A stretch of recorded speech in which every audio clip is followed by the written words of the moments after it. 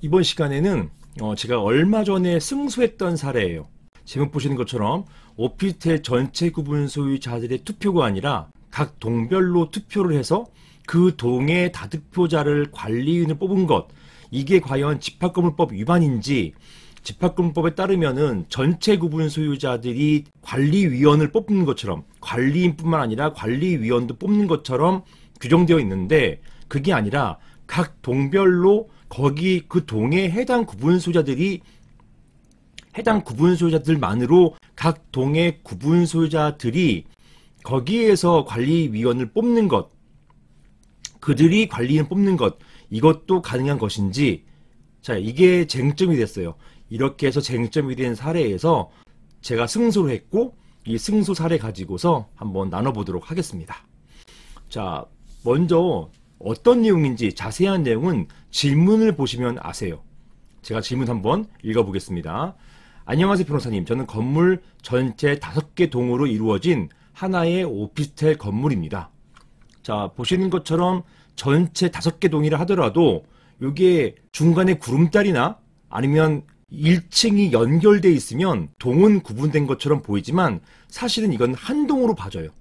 법상 한 동으로 보고 있습니다. 한 동으로 보기 때문에 집합건물법 적용받는 거예요. 그런 건물들 많이 있잖아요. 1층 전체가 상가로 되어 있고 그 위에 오피스텔은 여러 개 동으로 되어 있는 그런 건물, 그런 집합건물 굉장히 많습니다. 자, 이렇다 하더라도 이거는 한 개의 동인 것이지 이게 5개 동으로 나뉘어가지고 이게 단지관리단 되는 게 아니에요. 자, 그래서 상가 같은 경우도 하나의 집합건물이다, 이렇게 보셔야겠습니다. 아무튼 전체 5개 동으로, 외형상이죠. 외형상 5개 동으로 이루어진 하나의 오피스텔 건물입니다. 저희 건물 관리규약에는 관리위원은 각 동별로 선임한다. 그리고 각 동에서 다득표자 순으로 이 규약에 정해진 인원을 선출한다 라고 되어 있고, 이러한 규약의 규정에 따라서 전체 관리단 집회가 아니라 동별 선거를 실시해서, 이 선거가 이 사안에서는 여러 날이었어요. 한 날, 보통 관리단 집회는 어떤 날 하루 집회를 여는 거잖아요.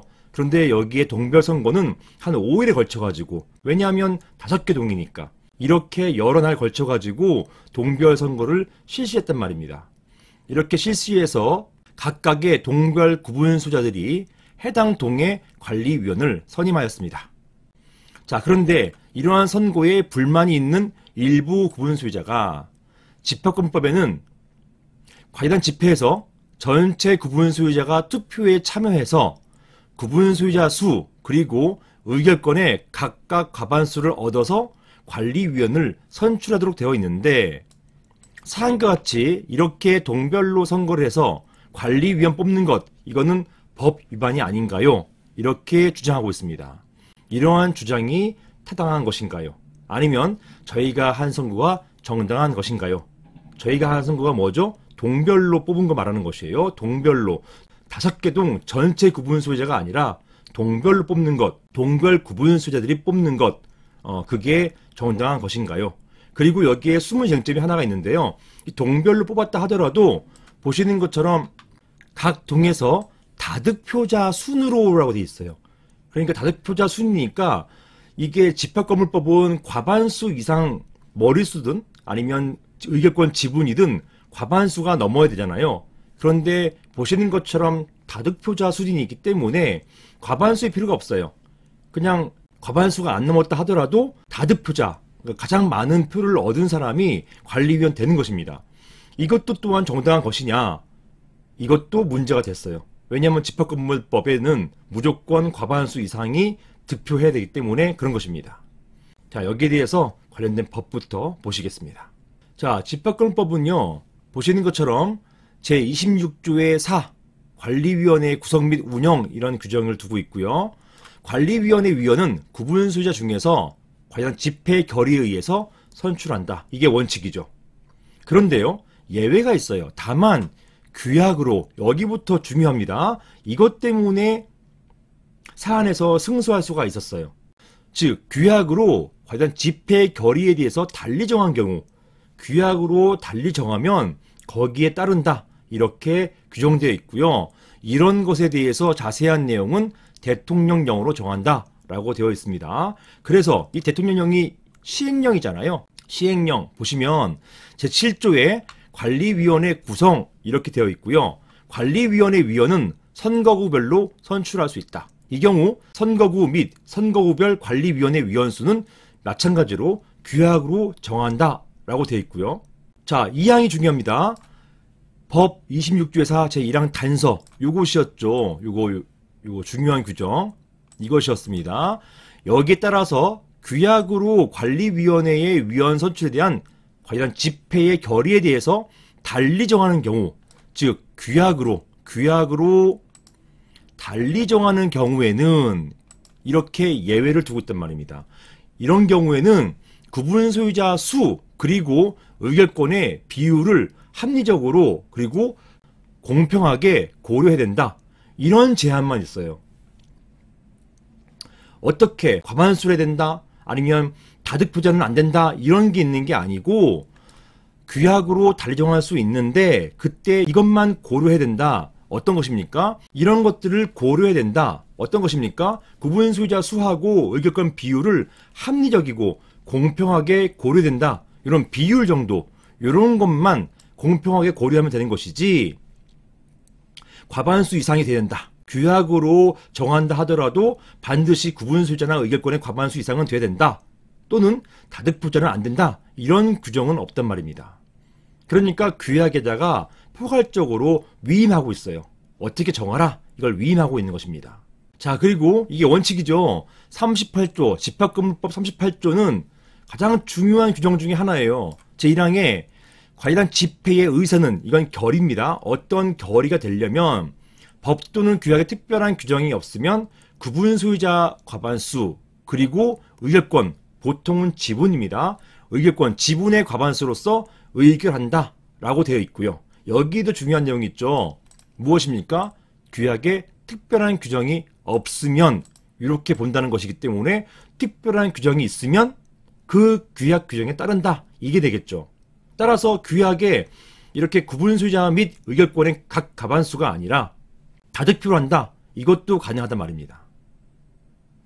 자, 이 사건 규약을 보실까요? 규약에는요. 제30조에 관리위원 선임 이렇게 되어 있고요. 관리위원은 각 동별로 선임한다 라고 되어 있습니다. 동별로 선임하기 때문에 동별로 투표하게 되는 것이죠. 그리고 관리위원 선출 방법이라고 되어 있어서 관리위원은 각 동의 구분 소유자들이 다득표자 순으로 다득표자 그 동에서 투표를 했는데 가장 많은 표를 받은 사람이 뽑힌다는 거예요. 관리위원으로. 그래서 다득표자 순으로 선출한다. 이렇게 규약이 되어 있습니다. 즉 법에서 별도의 규정으로 정할 수 있다고 한 것을 여기에서는 규약으로 정해놓고 있어요. 자, 사안을 정리해 보겠습니다. 자, 그래서 집합금융법 제38조 1항 아까 보셨죠? 38조 1항입니다. 제38조 1항은 규약으로 관련 집회의 의결 정도수를 달리 규정할 수 있도록 규정하고 있기 때문에 이렇게 규약으로 달리 정할 수 있도록 해놓는 것, 이것은 강행 규정이 아니에요. 이것을 임의 규정이라고 합니다. 이것은 강행 규정 아니고 임의 규정이기 때문에 규약으로 정할 수 있어요. 달리 정한 것도 유효합니다. 적법 유효해요. 그리고 집합금융법 제26조의 4, 제1항에서 아까 보셨죠? 요거 말하는 것입니다. 규약으로 관련 집회 결의에 대해서 달리 정할 수 있다 이렇게 규정하고 있기 때문에 마찬가지로 임의 규정이죠. 그렇기 때문에 결론적으로 관리위원 선임에 있어서 반드시 집합금융법 제38조 1항에 따라서 전체 구분 소유자 과반수 그리고 전체 의결권 과반수가 찬성해야만 이 사건 건물에서 관리위원이 선임된다고 볼 수는 없다. 이렇게 볼 수 없다라는 것입니다. 그리고 이상과 같이 각 동별로 선임해도 위협하지 않다. 이렇게 볼 것입니다. 결론적으로 각 동에서 당의 동 구분 소유자들이 투표해서 그리고 비록 당의 동 구분 소유자의 과반수, 의결권 과반수를 못 받는다 하더라도 다득표자가 관리위원으로 선임된 것, 이것은 유효가 되겠습니다. 이게 판례예요. 제가 승수했던 사례에서 판례가 이렇게 봤습니다. 수원지방법원 성남지원에서도 마찬가지로 이것을 유효하게 보았고 따라서 문제가 없다 이렇게 판단이 나왔습니다. 이상입니다.